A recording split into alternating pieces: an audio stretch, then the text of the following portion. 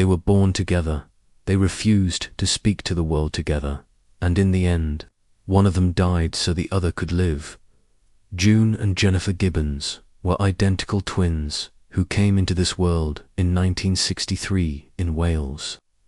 Children of Caribbean immigrants, and from their very first breath, they were not like other children, because even as toddlers, they displayed an eerie synchronization, mirroring each other's movements, glances, and moods as if driven by a single unseen force.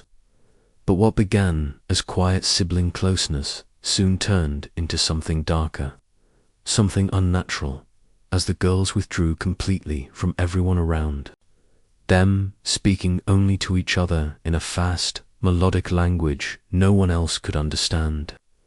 A language so complex and exclusive that even linguistic experts were baffled by its structured. Teachers tried to intervene. Their parents pleaded, but the twins would not speak to anyone else, would not make eye contact with outsiders, and at school they were described as frozen statues who moved only when no one was looking, often walking in perfect synchronization, side by side, as if controlled by one mind inhabiting two bodies.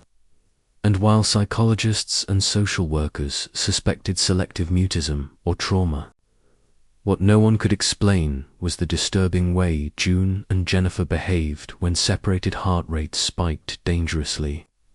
Panic attacks struck instantly, and in one documented incident, Jennifer stopped breathing entirely when June was taken away by adolescents. Their obsession with each other had twisted into a private universe of violent imagination.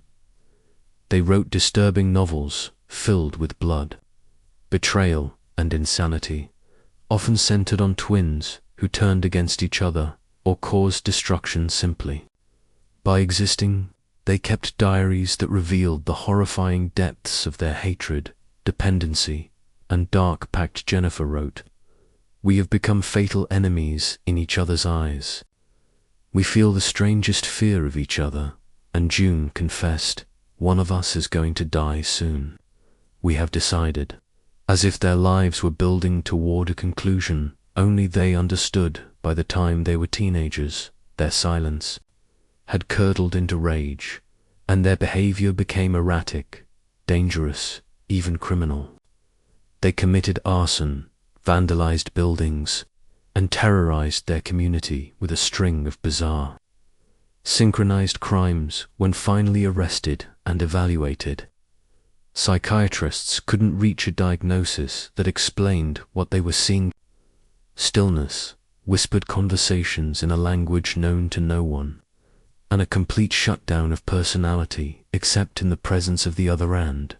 So they were sent not to juvenile detention, but to Broadmoor Hospital, one of the most infamous high-security psychiatric hospitals in the UK, a place that housed murderers and madmen, and for 11 years the twins were kept there, watched around the clock, but even under sedation and surveillance, they continued their private rituals, feeding each other, staring at walls for hours, and recording diary entries filled with growing dread. Something had shifted during their time in Broadmoor, a chilling inevitability that only they seemed to sense, and their writings took a darker turn, focusing on death, escape, and a final decision. A visiting journalist, the only outsider they ever trusted, described Jennifer as looking haunted and June as suffocating under the weight of her sister's presence.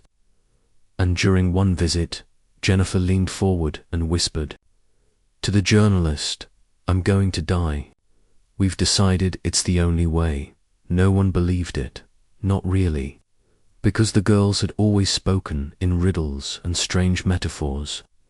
But in 1993, when the twins were finally approved for release to a lower security facility, something unthinkable happened. Then the day of transfer, while riding together in the van, Jennifer suddenly slumped over, unresponsive, no injury, no visible trauma. She was rushed to the hospital but pronounced dead, with the cause listed as acute myocarditis, an inflammation of the heart with no warning signs and no known origin. Warren was silent, but not with grief, with peace. She later said, "It was Jennifer's choice. She gave up her life so I could live." And in the days following her sister's death, June began to speak fluently, clearly, to everyone. As if the decades-long silence had been lifted, like a curse, she reintegrated into society, found housing, and never returned to institutional care. As though Jennifer's death had broken whatever bond had held her, captive investigators and doctors were stunned. How could two young women live in such perfect psychological interdependence that one literally died so the other could survive? Was it psychosomatic? Was it spiritual? Or something darker? Jennifer's autopsy revealed no toxins, no heart disease, no trauma, only unexplained cardiac failure in an otherwise healthy young woman. June's journals continued for years, filled with sorrow, guilt, and the strange peace of independence.